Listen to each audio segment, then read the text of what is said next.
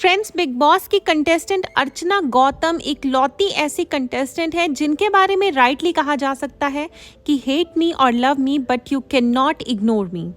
आए दिन वो किसी न किसी सेल्फ क्रिएटेड मुद्दे को लेकर चर्चा में रहती हैं और अपने फ्रेंड्स से लेके सो कॉल्ड एनिमीज हर एक से लड़ाई मोल ले चुकी हैं।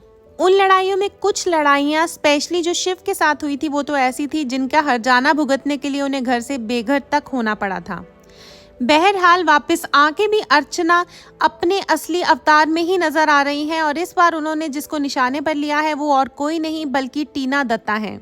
जी हाँ, कल रात के एपिसोड में सुबह से ही अर्चना किसी ना किसी तरह टीना को पोक करे जा रही थी और आगे से उनको टीना का रिएक्शन भी मिल रहा था, इसलिए वो कहीं ना कहीं सक्सेसफुल ही हो रही थी।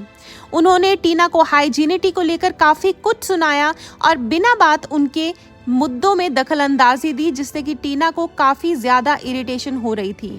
हद तो उन्होंने तब पार कर दी जब लाइट्स ऑफ होने के बाद वो टीना के रूम में गार्बेज बैग लेकर चली गई और टीना को उसे सूंघने को बोला, क्योंकि वो बोल रही थी कि टीना ने धनिया को पानी में रखा था जिसकी वजह से धनिया से बहुत ज़्यादा स्मेल आ रही थी।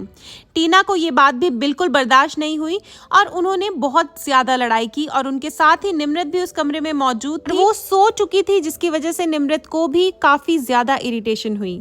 दोस्तों, अर्चना सबके वीक स्पॉट्स जानती है और इसीलिए उन्होंने टीना को इरिटेट किया सुंबुल का नाम लेकर। सुंबुल की टीना के सामने तारीफ कर कर के ये बहुत ज़्यादा काम करती है, जिससे टीना का इरिटेशन लेवल और बढ़ गया। फ्रेंड्स, अर्चना के क्रिएट किए हुए इस मुद्दे से सारी की सारी इरिटेशन बेचारी टीना को ही हुई, क्योंकि अर्चना तो ये चाहती थी और वो खुलेआम बोलती है कि उन्हें मज़ा आता है ये सब पंगे लेने का।